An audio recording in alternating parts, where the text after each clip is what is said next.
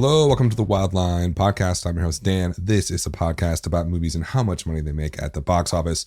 Today is the weekend review show for the weekend of January 10th through the 12th, 2020.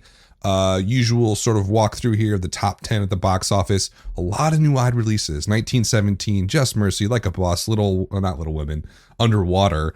All new wide releases, so we'll do kind of deeper dives on those. Can't do super deep because there's 4 of them. So we'll walk through the top 10. Talk a little bit about award stuff, what happened last week at the Golden Globes very briefly. We do have a time machine segment from Chris. He's going to go through 2010 and talk about Avatar. Who doesn't love to talk about Avatar? And then talk about some new comic book movies that are coming out in the near future. And then we'll close out the show to talk about what's going to happen in the rest of January. We got a lot to talk about. We're going to dive right into it. Number 1 this weekend at the box office was 1917 from Universal. Keep in mind, this won Best Picture of the Golden Globes to everybody's surprise. I don't think hardly anybody picked 1917 to win this thing. I thought it was really between like Joker and The Irishman. But it somehow pulled it off in a really big win. And so that is translated to a massive take at the box office for this film. $36.5 million in its opening weekend, wide release, of course, here domestically. Per theater average is about $10,000 or $10,600 per theater. Total take so far is $39 million because it was out on limited already. But this is a really massive take for this movie, and almost 100% of it has to do with that win at the Golden Globes, which really did feel out of the blue. And the reason it felt kind of like such a surprise is that no one had seen the film in the general audiences. I mean, it was out limited. In the UK, people had seen it. But here in the US and Canada, there just was not a lot of general audience awareness about the quality of the film. Sure, critics were loving it. There's a lot of great reviews online, but no one had gone out and seen it and shared that information on social media. So there wasn't really sort of a cultural hype around that film that much. But the people who did see it loved it, and the people who voted obviously loved it. So they gave it Best Picture for the Golden Globes. Oscar nominations come out tomorrow, 7 a.m. Central, 5 a.m. Pacific. So we'll see if it gets a Best Picture nom. I think what's interesting though is that like the voting for nominations, as I recall, has probably happened over the last couple of weeks, or maybe like the last month. I'm not sure how it works. So I wonder if it winning 1917 had people already voted. Right, it's only a week ago that it won. So is that really going to have a massive effect on the film? I think it is going to get nominated for Best Picture. I thought that was going to happen anyways. But this financial performance is only going to help its awards. Let's take a little bit dive into the numbers here. Rotten Tomatoes score for 1917 again. Sam Mendes, if you guys remember him from back in the day, he did all those great films with DreamWorks. That was his studio, but now he's at Universal. I guess Universal and DreamWorks, are they the same? Maybe they are. Anyway, 1970 is coming out on Universal. Rotten Tomatoes score 90% from all critics and 84 actual score. Phenomenal. Top critics a little bit less, 85% fresh, 83 actual score. Very strong still. Verified audience of a 90%. Ticket buyers gave it a 90% and a 90 actual score. That is really good. All audiences essentially the same. Cinema score of an A-, which is great. Post track of a 90% and a definite recommend of 69. Those are both really strong numbers. So across the board here, critics like it, audiences love it. It's gonna have a great multiplier. Film snobs on Letterboxd, 84 out of 100, very high among that group, compared to Dunkirk, which is at a 78. Hacksaw Ridge is at a 74, and Fury's at a 72. Just sort of more recent, sort of arty war films. This one's better than all that. There is definitely on Letterboxd, there's like a opening weekend sort of skewed a little bit higher. The score will settle down because 84 is very high for a Letterboxd score. So I think it's going to come back down to earth. But still, even if it got down to 80 or 78, that's really good. Anything matching Dunkirk or better, I think, is a very good sign for this movie. So what can we say? Great financial performance. I think it's going to have wonderful legs because it just had the perfect timing. 36 here domestically, at least a 3x multiple for this. I would say it's basically gonna rule a lot of January now. She's looking at 108 basement domestically. I think it pushes like 120, maybe up to 150. It's just one of those movies, if it gets nominated for Best Picture, which it probably will, and then if it wins in early February, this thing's just going to keep rolling. So I would say 120 to 150 would be my guess. If I had to put a gun to my head, I would say like 135. So a really big win for Sam Mendes, because I don't think he's had a lot of big films recently, has he? He was bigger back in the early 2000s. And so this is kind of a little bit of a comeback for him. Who showed up to see this? 64% male, 36% female. Obviously way over indexed on the male audience. Under 25 was 18%, over 25 was 82%. So skewed male, skewed older. That kind of makes sense. It's a war movie. Dudes love war movies, and especially old dudes love war movies, especially about World War One. It's funny, like, we haven't really seen a lot of World War One. I mean, there are classic films back much earlier in the last century about World War One, but more recently, there's just not a ton about World War One. This is the first one I can think of that's like a huge mainline top tier blockbuster hit now. So it's kind of cool to see that they're kind of mining a different territory as opposed to World War II, which I feel like, growing up in there's always been a ton of World War II movies, but especially in the 1990s when that was turning like 50 years old, World War II, it's just, we were inundated for at least a decade, 15 years of just nonstop World War II movies. And it's only started to taper off very recently in the last 5-6 years. So it's cool to see another war get covered. Eventually the Vietnam War will probably take over as like the big movie war that people go out to see. Okay, so 1917, overall holistic viewpoint, huge win. Most of that is kind of, there's a lot of factors here, but I think there was an art hype to this movie. Like on film Twitter, people were into this, which didn't really seem, like an old man's World War One movie. Didn't really seem like that type. But it just had this artistic sort of vibe to it with the way it was shot and all this. And so sort of the film snob group of people and film nerds were really into it. Critics loved it, which is sort of an extension of that group to some degree, professional film nerds. But then it crossed over to general audiences, I think mostly because the director, the trailer, one of the best trailers of the year, phenomenal trailer. And then this win of the Golden Globes has really solidified it as a major sort of war film and popular general audience film. So really great performance for 1917, expected to be strong for the next month or so. Number 2 is Star Wars Rise of Skywalker. Sits at $15 million for this weekend. 56% drop. I think 1917 is actually hurting that one quite a bit. Still in 4,280 theaters. Per theater average at $3,500 this weekend. Total take so far for Star Wars The Rise of Skywalker, $478 million here domestically. I got to double check the international numbers. Story on this, right? So we've talked about this a ton. It's kind of, the story is getting worse. Now, again, it's going to make money. It's going to be profitable. It's going to hit $1 billion easily. It's at 989 right now worldwide. Not an issue. It's just very much an underperformance for what it is. It's a Star Wars movie. It's the 9th one. It's a mainline film. It just did not really, it didn't spark anything in our culture for people to go out to see this thing once or twice or multiple times, anything like that. It just didn't happen. So $1 billion is nothing to sort of be embarrassed about, or it's not like a flop or anything like that. But it is, I would call it a pretty severe underperformance.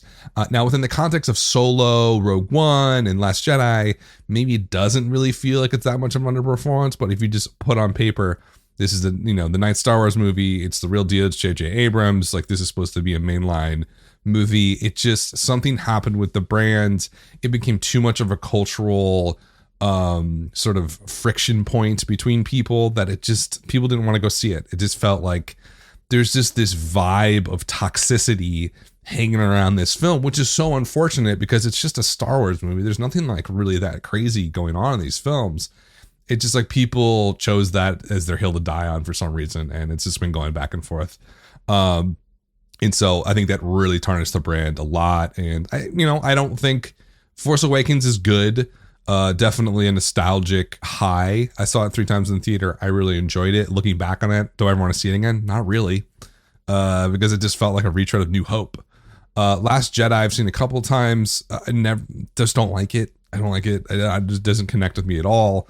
I think it was messy. I think it didn't really have this. It did not have the tone of Star Wars, which I think The Force Awakens 100% did, which is why I think it works so well, but almost had too much of the tone of the original trilogy. Last Jedi did not. And then Rise of Skywalker, which I haven't seen, it just sounds like they tried to find some middle ground between the nostalgia sort of indolence of Force Awakens and the Last Jedi, trying to push the boundaries of the Star Wars universe, experimentation maybe you could call it. And they tried to find some sort of middle ground with Rise of Skywalker, and it just has not worked, and the general audience is not showing up. So not a great performance for that movie overall. Number 3, Jumanji, the exact opposite. Jumanji Next Level, $14 million, $257 million here domestically. It's just, just like the first one, it's a little movie that could. That's not so little now, but it's just the legs are unbelievable on this thing. In terms of, where it sits versus the original, if we're looking at like the daily numbers here, the original was at 316. This one's at 257 on its fifth Sunday. These are numbers from thenumbers.com. So it's doing, much bigger budget, 125 million versus 90 million for the original. It's at 257 now. Is it going to match the 404 as the first one? No. The first one was definitely lightning in the bottle moment. The legs are incredible. It just, people just kept going to see it. The same thing has happened to this one. It started out, nice at 60. Has just kept chugging along. It's already way past a 4x multiple already. So there's nothing really to complain about here, but it's just never going to reach the height of the original, which opened at 36 and closed out at 404. It's not going to hit that multiple. There's no way. But it is a big success for Jumanji. The sequel, we will definitely get a third one of those. Number 4 was a new wide release. Number 4 and 5 are essentially tied at $10 million. Just Mercy and Like a Boss. Very different stories going on here. So Just Mercy was limited released for a while. We have 3 weeks before this. It's been very quiet release in the holiday season. Surprisingly so, because I'd heard so much buzz about this movie just from people talking about it. Warner Brothers was kind of gushing over how well they thought it was going to do. But it didn't really have any hype to it whatsoever outside like film box office nerds or whatever for the last couple of weeks. But it did have like a limited or private cinema score of an A+ that was going around. So people were sort of like, oh, well, watch out for this one. So it did get wide released this weekend on 2,375 theaters. It did pretty well. $10 million is okay. Per theater average is $4,200. You do have to wonder when you look at the numbers, though, is this thing really going to take off? So this is a Destin Daniel Cretton film maybe, I think this is his last name, from Warner Brothers. Rotten Tomatoes 82%, 70 actual score from all critics. Top critics 89%, 74 actual score. So strong numbers. But here's where it gets crazy. Verified audience score of a 99%. Actual score 97. All audience very similar, 96%. Actual score 95. Cinema score, the very rare and wonderful A+ cinema score. Just it feels just as rare as an F. We got an F last week, and now we got with the grunge. Now we got an A+ this week with Just Mercy. Post track of a 90%, 73% definite recommend. You rarely see a 70% for that number. So massively, critics like it. Audiences are enamored with this film. They absolutely love it. Letterboxd crew 74 out of 100, which is strong compared to If Beale Street Could Talk was an 80, Moonlight was 84, Hidden Figures was a 76. I think those are decent comps. So it's definitely a little bit on the lower end right now from that group of people. And so audience that showed up, 56% female, 44% male. Over next on the female, pretty by a lot. It's usually only about 45% of an audience. 52% over 35 years old, with 33% being over 45. All these numbers, of course, are from Deadline's write-up if you want to go deeper into these. So skewed old, skewed female. African-American audience here was the majority. Well, actually not the majority, close to 36% African-American. They're usually only about 12% of an audience. So that's a huge sort of targeted demographic win here for Just Mercy. 39% white. Usually audience is about 55% white, 16% Latino. That's lower than normal. 9% Asian others, right in line with a normal movie. This one's a little bit perplexing. So on the one hand, we have this A plus cinema score and these outrageous verified audience scores, and the clearly the African American demographic showed up for this and absolutely loved it. But here's the deal: it opened up in a very crowded weekend. We have award stuff coming out. Has this thing got nominated for anything? Like, I think I covered a lot of the nominations. I don't really see anything for this. So I'm a little bit confused as to why they're releasing it now in this manner. You know, it was super quiet over the holidays when it was doing limited. Didn't really hear much about it at all. Didn't really cover it because there wasn't really much to cover. Now it's doing 10 million on its opening weekend. That's not that great for a movie. Like $4,000 per theater, or $4,200 to be exact. It's not really something to write home about. Like it's an okay performance. But I'm kind of wondering, and I mean, compared to something to like a prestige film, what was Harriet, which did like $42 million total domestic. Is it still at? I don't see a number for it this weekend. You know, that would very quietly made a lot of money. It made 42.9 million from Focus Features. Hardly anybody talked about that movie. I talked about it a little bit the first few weeks and was surprised how well it was doing. And it's been out for 11 weeks. Now, where's this thing going to end up? You know, using your normal rules, prestige film, high cinema score, at least a 3X. So you're looking at 30 million. That's okay. This is a Warner Brothers film. This is not an art film. This is a wide release film. I just kind of don't get. Maybe they overplayed their hand targeting the African American demographic here and said, hey, we're going to market to this group of people. And if they go see it and they love it, then maybe other groups of people in the US and Canada are going to go see this. I don't know if that's really going to work. We'll have to see where it ends up. I'm not that impressed by a $10 million opening for this movie. If you look at the quality of it, this thing should be going much higher than that. And maybe it's going to have a 5-6x multiple. That's possible. But not very likely unless it gets a lot of nominations tomorrow morning. I don't think it's really slated to. So it's kind of a weird mixed bag. I mean, you can't argue against an A+ cinema score. It's so rare that happens. And that 99% verified audience score, those are people that bought tickets. But I'm just underwhelmed. I'm underwhelmed by a $10 million opening weekend for this. Like this, it wasn't on a ton of theaters, but that per theater average is just not super strong. But we won't really know until the second and third weekend here with a movie like this. It's not like a big blockbuster where the first weekend is the biggest deal. It's not. It might play very strong over the next few weeks, but we'll keep an eye on it. Number 5 was Like a Boss, also new wide release. That made $10 million as well. Wasn't a lot more theaters though, so its per theater average is lower, about $1,000 lower at $3,200 per theater. This is a radar comedy. Tiffany Haddish, Rose Byrne. A lot of trailers out for this one.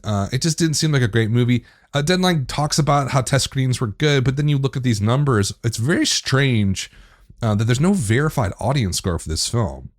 That doesn't really make a whole lot of sense. I can't really figure out. Maybe it's, I mean, of course it's on Fandango, right? It has to be.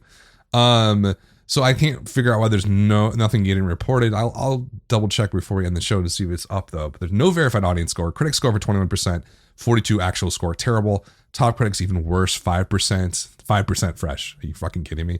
37 actual score. And all the other data points we have point to cinema score B, not good. Post track 50%, terrible. Letterbox 44 out of 100. Compare that to some other similar, I would say comps would be Hustlers at a 72.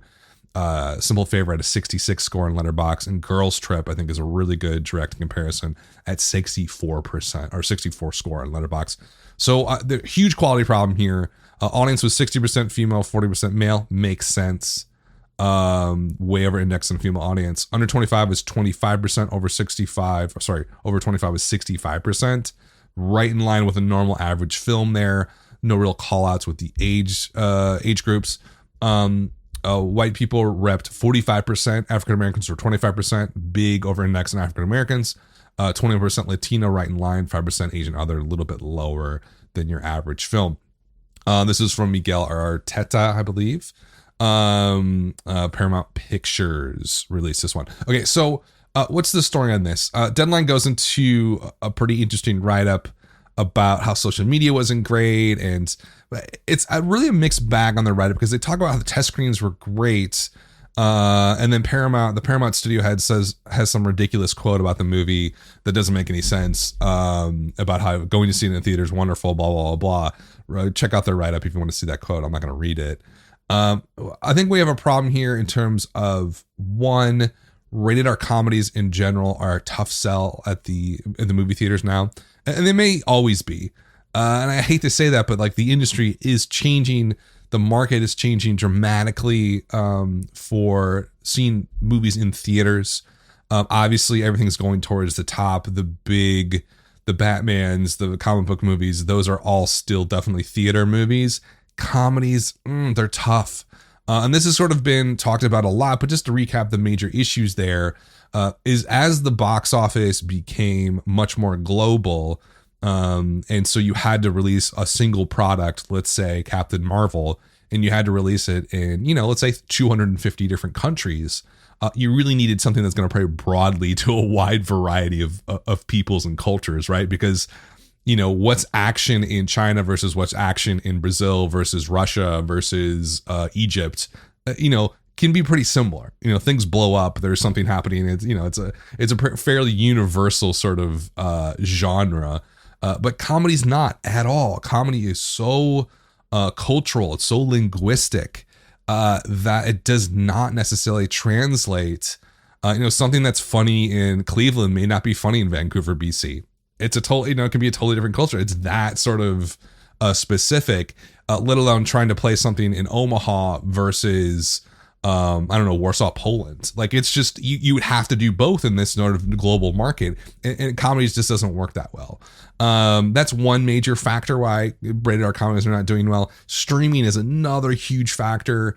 They play better on streaming. Like, a lot of the better comedies we've seen this year were on Netflix, as films, and Amazon Prime and all that, and a lot of it's gone towards TV, and I think ultimately, and this is maybe not an unpopular sort of viewpoint, is that you had a group of people making these rated R films in the mid 2000s that aren't there anymore. They've all moved on. Todd Phillips, as much as you want to like hate on The Hangover and stuff, it was a massive global success rated R comedy, probably the last big great one.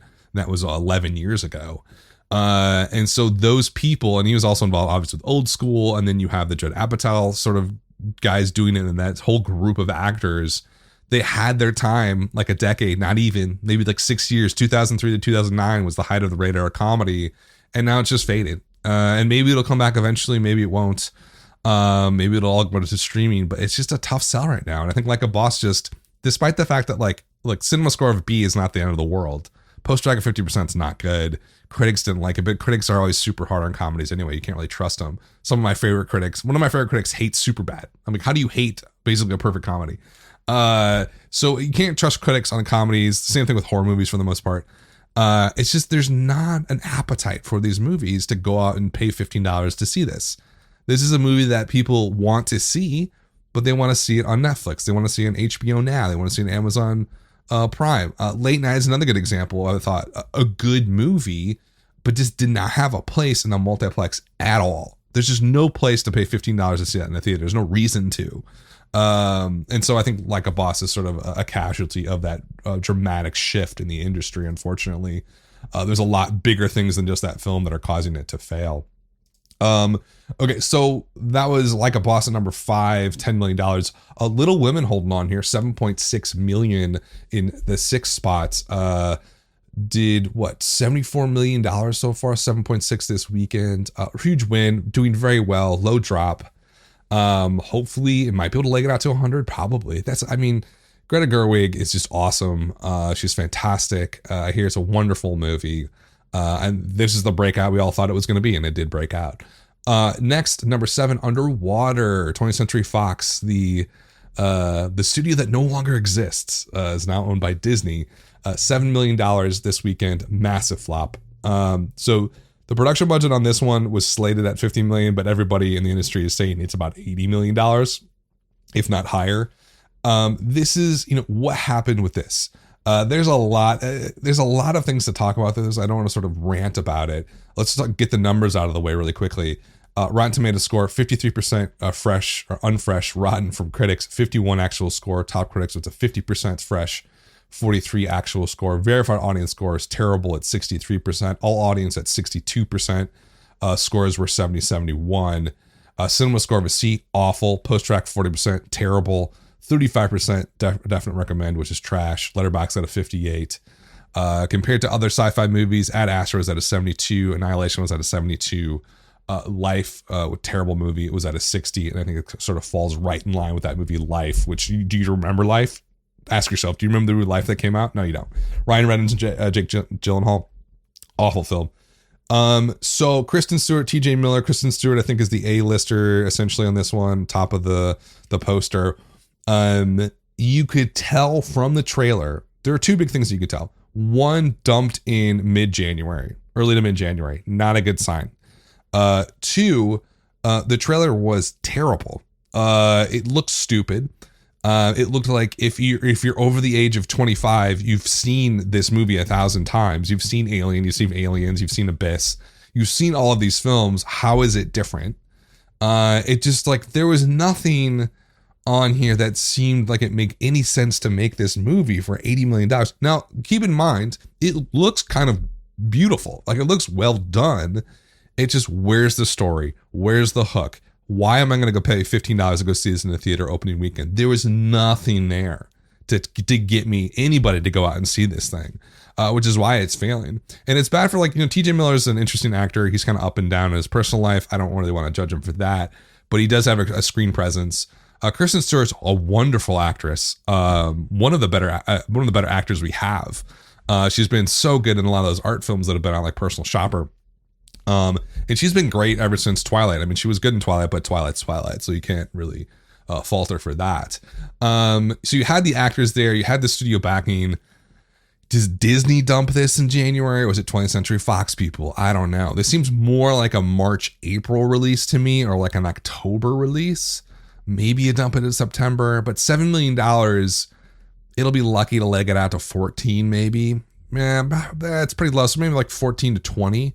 It's going to lose money. It's going to lose a ton of cash. I mean, think about the marketing. This thing was marketed constantly for the last month or so. So I think at the end of the day, like, why is this underperforming? One major factor is the studio transition. Two is that it looked incredibly bland, and there was no sort of hooky element to the trailer that would pull people in at any age. And I think third is it's dumped in January. So it just had a lot of things going against it. It turns out people anecdotally, you see the verified audience score was 63%. Like, that's pretty bad. That's really bad. But I've heard some people talking about, like, it's really not that bad. There is a stench on this film before it even came out. And that's why this opening weekend is so depressed, because people just assumed it was going to be horrifically bad. And now it may be, but no one ever, the point is no one ever gave it a chance, right? So it's never going to make a lot of money in opening weekend. Okay, so that was underwater. It's going to go nowhere. I'd be lucky to make $20 million here domestically, which, it'll probably lose. Disney or 20th Century Fox, I guess, will lose, I don't know, $50-60 million on that film easily. Number 8 was Frozen 2 from the good old Walt Disney, 5.7 million, 51% drop, sits at 459. Again, I just, every time I look at that number, I'm like, wait, what? It made $459 million? Now, is that surprising that it's doing so well? No, it's at 1.3 billion worldwide. Put this in your head. Would you ever argue that Frozen 2 would do more than the new Star Wars movie worldwide? No one's taking that bet, right? Not gonna happen. So, phenomenal performance, expected, but the overperformance part was not expected. I don't think anybody expected this thing to push almost $500 million domestically. I didn't see it happening. It's going to beat Star Wars probably at the end of the day. It's going to keep going and going. It's 8th weekend, probably be out for like 12 weeks. I don't know when the VOD and digital probably takes over at the 12 will be the 12-week mark. So it's got a good another 4 weeks to make up to hit $500 million. I think it's going to happen. So wonderful performance for Frozen 2. Knives Out, 36% drop at 5.7. It's at 140 right now. Really strong for Knives Out. Huge breakout success for Rian Johnson and Lionsgate there. Not exactly unexpected. I think a lot of people saw that cast, saw the trailer. Yeah, it's going to do well, but 140 is really good. Spies in Disguise, not so great at 5.1 million, 51% drop there. Sits at $55 million so far. I've been pretty negative on that film. I guess 55 is not so bad. It's just, it didn't really break out at all. And no one, I don't know, I don't know who went to go see that thing. It just did not have any sort of cultural cachet whatsoever. I will note, okay, that's the top 10. Okay, let's dive out of the top 10 and see what else is going on, because there's a lot still to talk about before we get over to Time Machine with Chris. It's a really good episode, Time Machine, by the way. It talks about Avatar. Come on. Who doesn't want to talk about Avatar? And the new Batman. So outside top 10, The Grunge, 3.5 million. Second weekend, 69% drop, folks. 69%. That is awful. Deadline had a great little cut in that they did post-track for the second weekend on The Grudge, and it got 0 stars. Literally 0 stars for The Grudge. Again, I could talk about horror films to the end of time. There was no reason to make this movie. It's got a great cast. The cast is way too good for what this is. It's a shitty movie. They dumped it in the first weekend of 2020, and this is the end result. 3.5 million, $18 million total so far. They're lucky to get that, to be honest with you.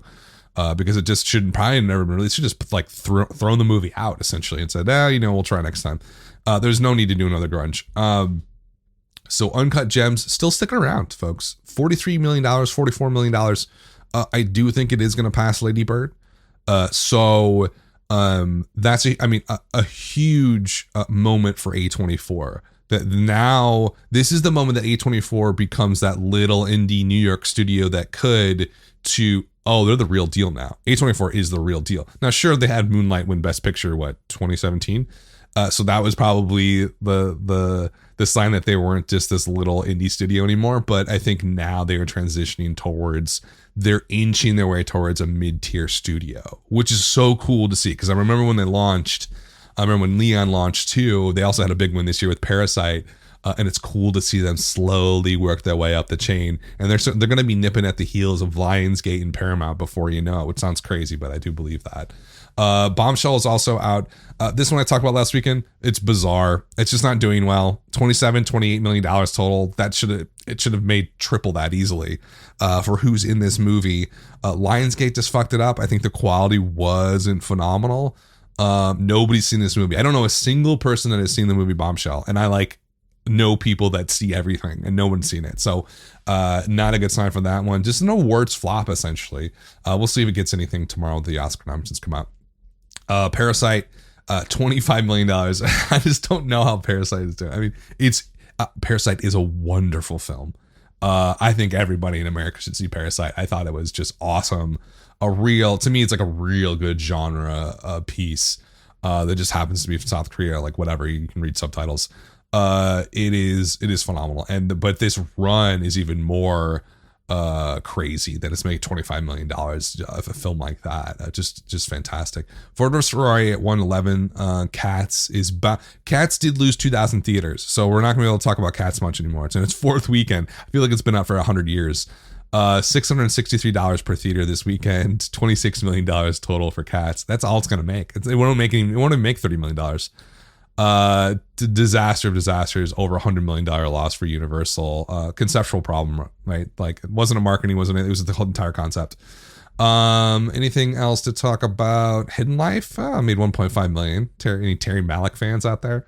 That's gonna get nothing, unfortunately, at the awards. I feel like Disney screwed them. There's a lot of rumors about how Disney was, because it's a Fox Searchlight movie. I feel like Disney fucked up that release totally, or they got into weird fights with art house theaters about playing it. I don't know what happened, but they ruined the movie's chances for awards, I think. And that's mostly it for all that stuff. Again, Oscars are coming out tomorrow morning, so I'll probably talk a lot more about that next weekend. Let's kick it over to Chris for the Time Machine.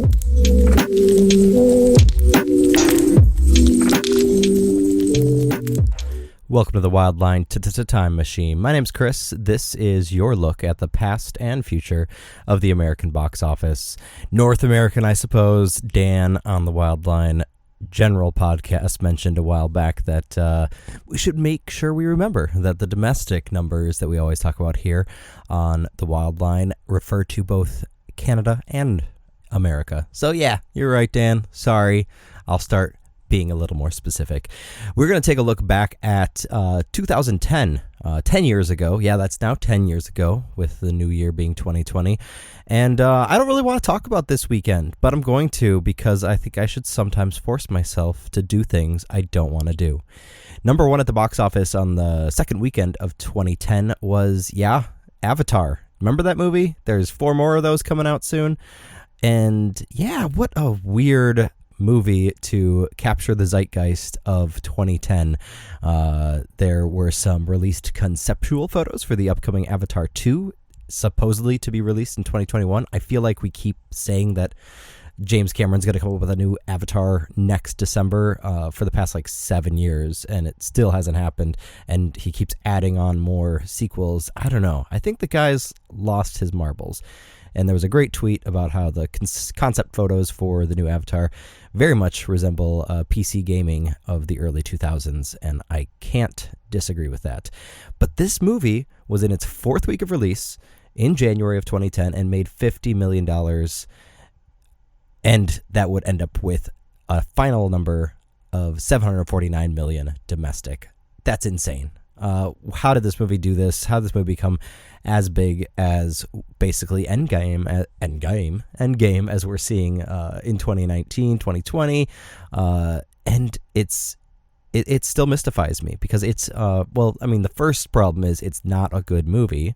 The second problem is it's ugly. And the third problem is that it's forgettable. I mean, even though, yes, it was a quote, original story, and that was, even 10 years ago, we were still complaining about the proliferance of sequels and reboots and remakes, and yet it was a really dumb story, and with really poor acting. Zoe Saldana, I guess, kind of saved it, but it did not help that she was just the voice of this really horrendous looking blue alien, and it was just Pocahontas and Fern Gully. I guess it was also referenced as being a ripoff of all things. And this was a movie with a $237 million budget. Obviously, James Cameron basically had any chance to do anything he wanted after the intense success of Titanic back in the 90s, which made a total of $659 million. I cannot imagine James Cameron coming back after 11 years with a new Avatar and making anything near that, especially when we know there's going to be more Avatars coming all the way through, allegedly, December 2027. But yet Disney and 20th Century Fox are going to probably work in tandem, since now Disney owns Fox, to just jam this down our throats. And I see it perhaps making even 300 million domestic, but I really don't see it making anywhere near what the original made. And that's not even accounting for inflation. So let's take a look at what was going on in 2009, which is ultimately what we're looking at, because the top 3 of the second weekend of 2010 were all films from the previous year. A similar, probably, corollary would be what the Transformers film did at that time. The one was called Revenge of the Fallen. Once again, ugly, boring, forgettable, and not good, and it still made $402 million domestic. Compare that with Avatar 749, and it's like, what was going on? I guess the box office, as much as we talk about how much it's changed here on this podcast, Dan does an excellent job looking at the subtle variations. I'm going to take a macro look, as Dan also likes to say, and suggest not much has changed. It's kind of frustrating. You also had $301 million for Harry Potter and the Half-Blood Prince that year. Compare that to this year, we've got the only non-Marvel, non-Disney movie that came out that made a crap ton of money that was family friendly was Jumanji: The Next Level, and that's still growing, 246 mil and counting. And still, once again, that's a sequel to a reboot. What the heck? I don't know. It's frustrating, and I don't know what else to do with it. Number 2 that weekend was Sherlock Holmes, which, why hasn't there not been a third one of these yet? I guess it's just one of those things that keeps falling through the cracks with the cast, obviously RDJ being so focused with Iron Man. But supposedly there is finally going to be a third one next year with Rocket Man's director, Dexter Fletcher, for finally follow-up to the sequel, A Game of Shadows. Now, the first Sherlock Holmes made $209 million domestic, which is really, really impressive. The Game of Shadows sequel also made $186 million. That's not a very far dip from the original. So, I feel like they might have missed the boat on this. I don't know how successful a new one will be, especially without Guy Ritchie at the helm. I never saw any of these movies, to be honest, and I don't really care. I watched the first couple series of the Benedict Cumberbatch Sherlock Holmes on the BBC, and that kind of quenched my thirst for Sherlock Holmes stories for a good long while. This is an interesting kind of movie, though, because even though it was a reboot of like an old legendary character, it was essentially like something that was unlike anything else going on in the theaters during this time. It was an old clothes movie. It was a detective story. And we know that audiences have been always kind of looking to quench that thirst, Knives Out being a huge hit this year. But it was still kind of family-friendly. Look at the other family-friendly, kind of darker, more crime-oriented films of that time period. And like G.I. Joe Rise of the Cobra was also 2009, only made $150 million. Not only, it was not bad for a G.I. Joe sequel, but still, it's like that's a easy niche to kind of jump in and grab and take advantage of. And good on Rian Johnson for figuring it out, because Murder on the Orient Express last year, not so much. Whatever. Guy Ritchie, by the way, he's riding high and probably has very good reason not to come back to this other franchise after making $355 million for Disney for Aladdin. But he will also be legendary for making two really poor performing films before Aladdin: King Arthur with only $39 million and The Man from U.N.C.L.E. with $45. I think he's done. I think he's going to be Disney's workhorse now. Who knows what he's going to do next, but it's not going to be anything interesting. But you know what? Good for him. He made interesting movies at the beginning of his career. He deserves to fade into obscurity. Next, number 3 on that second weekend of 2010, Alvin and the Chipmunks: The Squeakquel. Look at this top 3. It's all garbage, basically. Sherlock Holmes being probably the best of the bunch. And the Squeakquel being in its third week. I mean, that was a joke. It was a punchline, unlike Jay Leno and stuff, right? Was Jay Leno around still in 2010? Jimmy Fallon? It's really not that much of a difference, is it? $16 million in its third week on that weekend. $219 million domestic. This one made more than Sherlock Holmes eventually. What a nutso result for basically phoning it in. The one interesting fact about the Alvin and the Chipmunks movies is that Betty Thomas did this sequel, and she was kind of a big deal because she's the one that brought back Dr. Dolittle in the 90s to make $144 million with Eddie Murphy. And now, of course, we've got Robert Downey Jr. doing it again. See, everything is cyclical, right? But she was one of the only like big name, but like she wasn't really big name. She made big budget, successful movies, and yet nobody really knew or talked about her. She was she slid under the radar, and still a very sexist Hollywood back in that time period. So good for her. She also made some very moderately performing films: $33 million for I Spy, $10 million for 28 Days. That's the Sandra Bullock rehab movie, I think. I don't know. Very interesting career for her. She has not been doing much besides TV. She also infamously directed Howard Stern's Private Parts, arguably so Howard Stern could say that he's not a sexist. But I don't know. That's a weird little movie.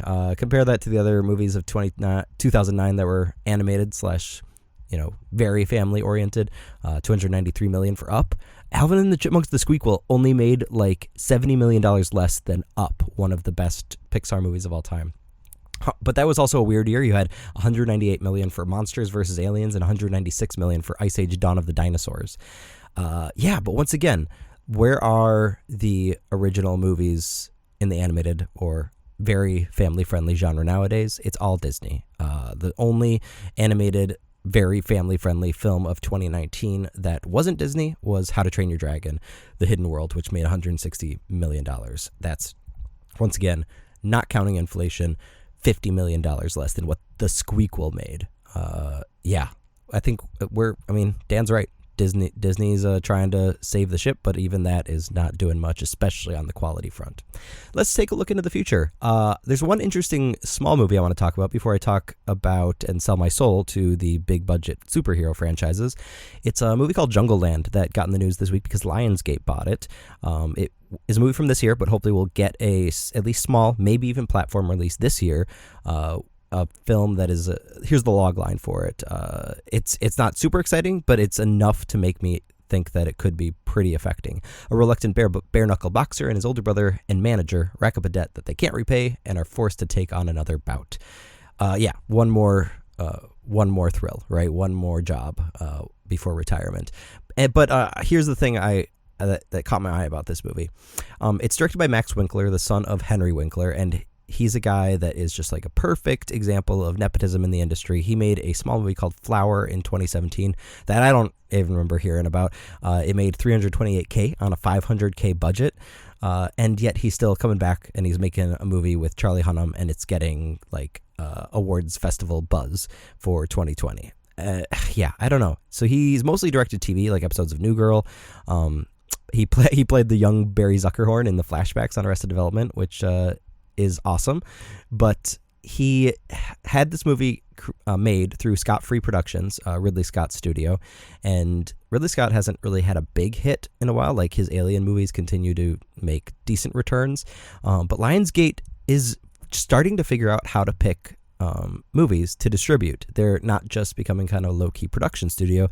They are doing pretty good distribution-wise. They put out John Wick 3 and Longshot, obviously John Wick 3 being the much bigger hit of 2019, but they also put out Jexy, so it's going to be a total crapshoot. I do like Charlie Hunnam, even though he is kind of just a blank slate. I do think that he did a good job with The Lost City of Z, and even though King Arthur was a huge flop, he was really compelling on at least the first few seasons of Sons of Anarchy.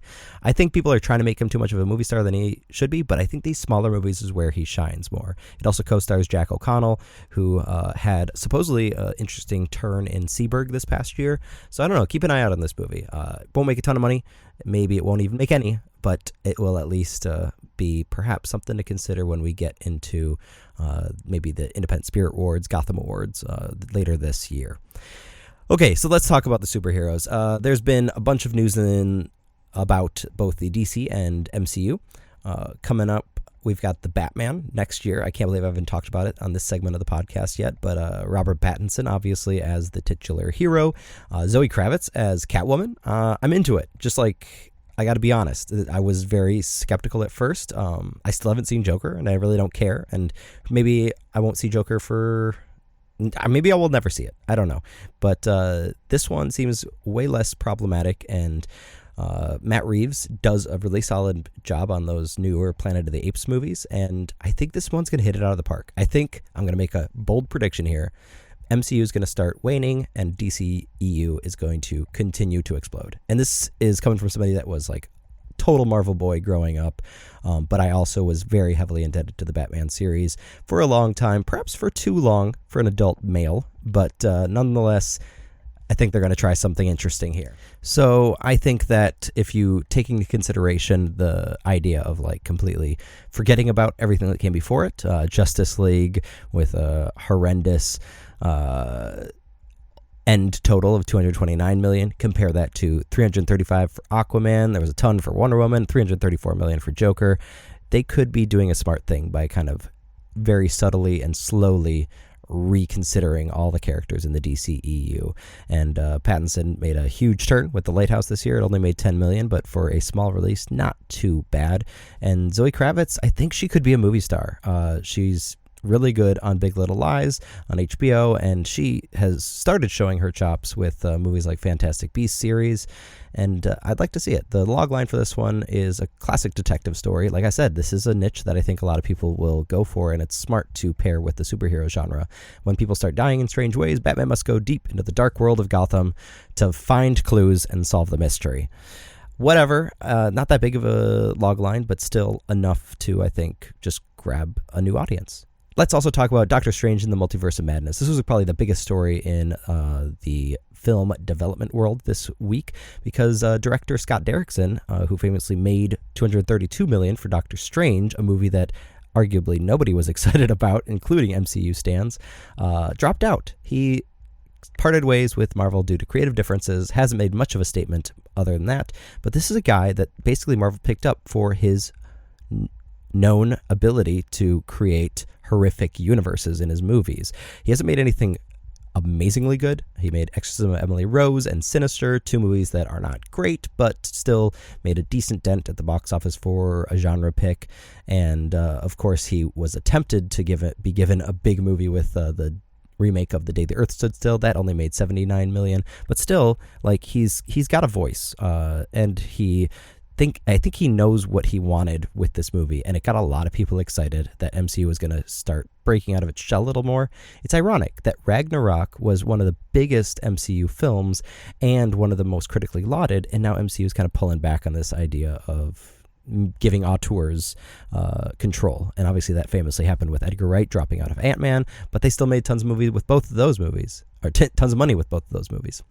I don't know. This one is Scarlet Witch creates the multiverse of madness after falling under the influence of Nightmare. The villain is Nightmare with a capital N, so Doctor Strange must save her. Pretty dumb damsel in distress plot, but if the style's there, then it could make up for it in several ways. But now I think it's probably going to be a pretty tame addition to the MCU, and I really see it waning. Black Widow in May 2020, I don't see it making tons of money, maybe 200 mil. The Eternals next year, I don't know. That totally depends on what ends up happening. I like Kumail Nanjiani, but those are not very memorable characters. And this is coming from somebody that read the comic books growing up. Who knows? We'll see. Disney, be careful, but they really don't have to because they have a lot of leverage. This has been the Wildline Time Machine. Thanks for listening. My name's Chris. Thanks as always to Dan for having me on the show. I'll be back next week. And yeah, go see some movies. Thank you, Chris, for that wonderful segment of the Time Machine. Avatar. What can we say about Avatar?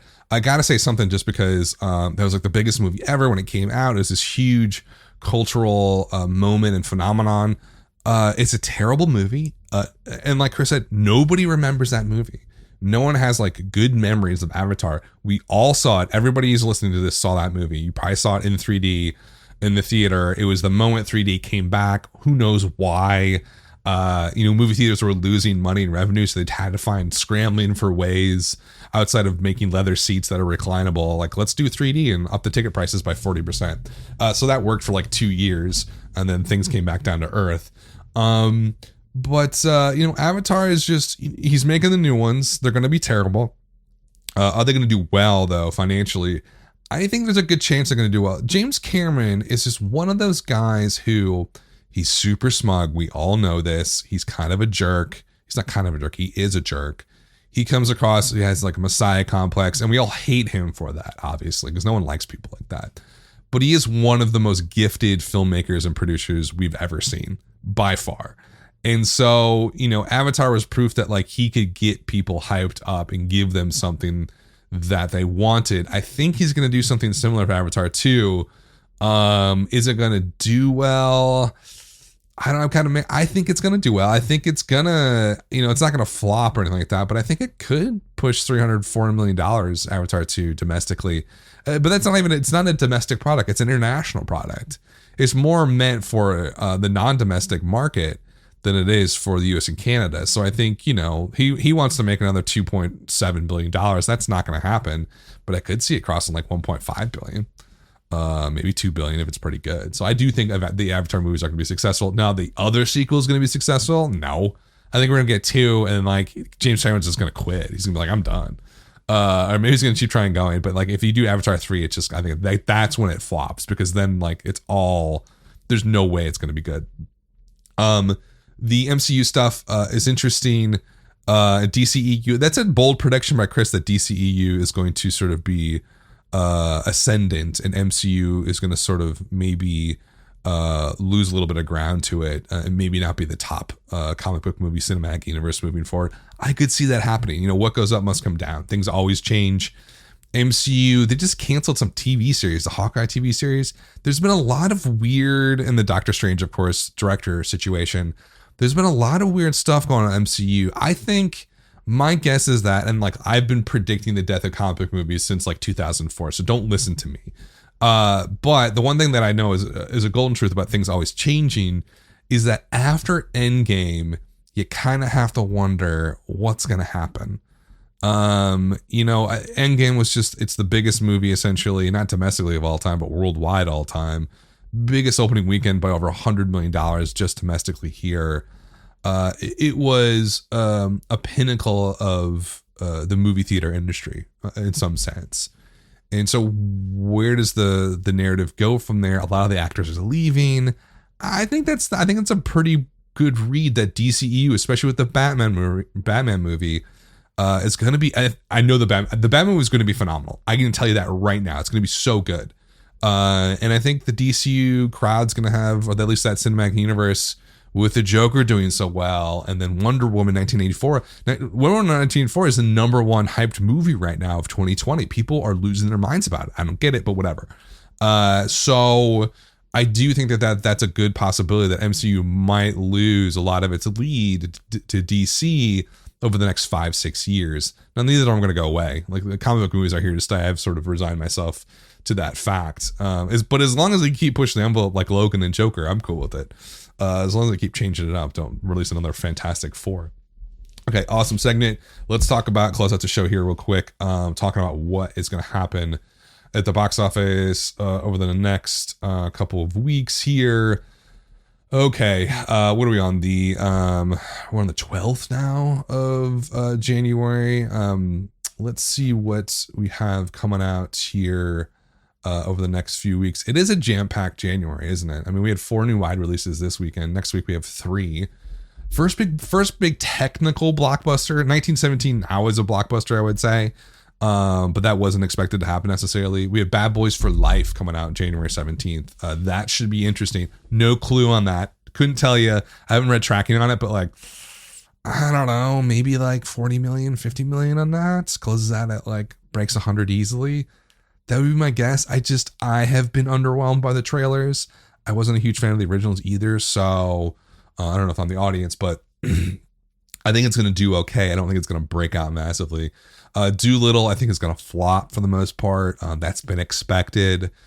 Trailers have been terrible. Looks like, why are you making this movie? Robert Downey Jr. is doing his talk about post MCU stuff. Like, Iron Man's doing this movie. Come on. Last Full Measure, I don't know much about Roadside Attractions, but it'd probably be a small, wider release. It's a Vietnam War movie. I love Vietnam War movies. How did I not know about this? I'll have to check that out. Okay, so, and then The Gentleman from SDX is coming out on the 24th. Is this the Guy Ritchie movie? Yeah, it must be, isn't it? So this one looks okay. It's got a big cast in it. Is it gonna break out? It could break out, but probably not. Run from Lionsgate, The Turning from Universal. The Turning, I think I've seen so many trailers for The Turning, and of course I'm biased because I'm a horror nerd, but I think it could do decently well here in January, because The Grudge, we haven't had a horror movie that's done well. No one went to see The Grudge, so I think I'm kind of clamoring to go see a horror movie in the theater. I think The Turning is going to be it for a lot of people. And then Gretel and Hansel from United Artists. Why would you? I don't get it, folks. Like, it's clearly a horror film. Why are you opening it the week after The Turning? It doesn't make any sense. Like, there is a set group of people that go to see these movies. I am part of that group. You're not going to go see 2 back to back each weekend. I'm not 17 years old, right? Like, most of these people don't have things to do in their lives. Like, I just don't get why you would hit those back to back. Gretel and Hansel, obviously probably avoided the February 7th Birds of Prey opening, which is, who knows what that's going to do either. It could be $30 million, could be $100 million. I would have pushed it to February 21st. Then you got Invisible Man on the 28th. Yeah, I guess it's pretty packed here all the way through the year. So we'll see. There's a lot of horror movies coming out this year, which is awesome. But I think, here's my read on those 2 films. I think The Turning's going to do much better at the box office, but Gretel and Hansel looks like a much better film. So I think that's probably how that's going to play out. Gretel and Hansel's not going to do well because that whole audience is going to see The Turning the weekend before. And finally, in January, The Rhythm Section is coming out. Blake Lively, espionage thriller. Looks really good. The trailer was really good. The worst name ever. And I kind of don't want to see the movie because the name's so shitty. That's how bad the name is. In any event, folks, thanks for listening. I will be back next weekend, and we'll have Chris back as well doing the Time Machine. This has been the Wildline Podcast.